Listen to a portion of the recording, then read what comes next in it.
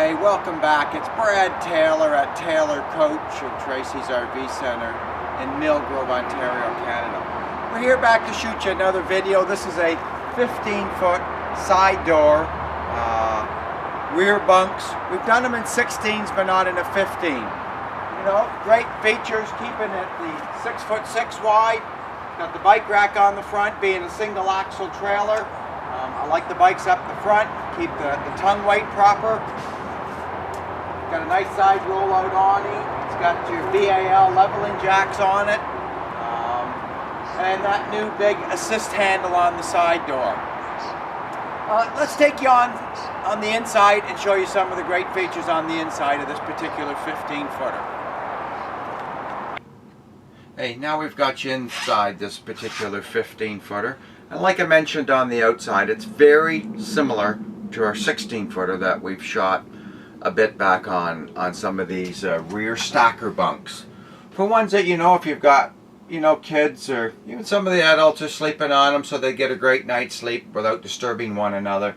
And you don't have to make it up and down or anything. It's very permanent. Or if you've got grandkids or anything like that, and you're wanting to keep the trailer still fairly small and towable with that smaller vehicle, it's a great idea. Giving you the side door so that you walk right underneath the awning and stuff like that. It also has storage underneath the back here with access to the outside through the baggage door, and that great for storing fishing rods and things like that down there. It's got lights for reading when you're on the bunk area as well. Over to the counter here, you have your single sink. It's got a 2-burner cooktop. We've got a ducted range hood with your overhead microwave. Lots of storage underneath here. And that as well, along with the cutlery tray that we've always done in all our coaches and that. For the ones that I should say that don't have drawers in them, that you always have the cutlery tray for your cutlery and that. It's got the multimedia Jensen AM/FM CD player in it. In this 15-footer as well, compared to the 16s, the one thing that you can't have in it is a shower, because in our bathroom, where the wheel well is positioned in our bathroom, because it is that foot shorter, the wheel well protrudes into the bathroom some, so you can't have an inside shower. But they weren't after, particularly this couple weren't after an inside shower. They really just wanted a built-in toilet.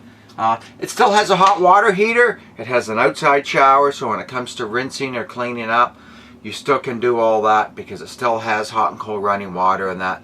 They just didn't want a shower on board on something that they weren't going to ever really use in their trailer. They liked it too that they didn't have the lip to stand in the bathroom. They could just literally walk in the bathroom. And those were features that they were looking for and something that was going to suit their needs. We'll get Bob to slip by me here for a minute so I can show you the front of the coach. For fridge wise, it also has brought the fridge back up, so we have that 2.7 for a fridge with your freezer up above it. It is optional. You could have had a little bigger fridge if somebody wanted a bigger fridge, but this fridge was going to suit their needs they were after, but it did give them lots of storage. It's almost like a little food pantry here that they can keep all their food. And that's, I think, a little bit of their thought process, keeping a little smaller fridge. They kind of had that pantry idea for keeping their food. They still had their closet up here for hanging their clothes with a couple of shelves for setting out their clothes and that and hanging them up, which made it quite convenient. It has air conditioning on it.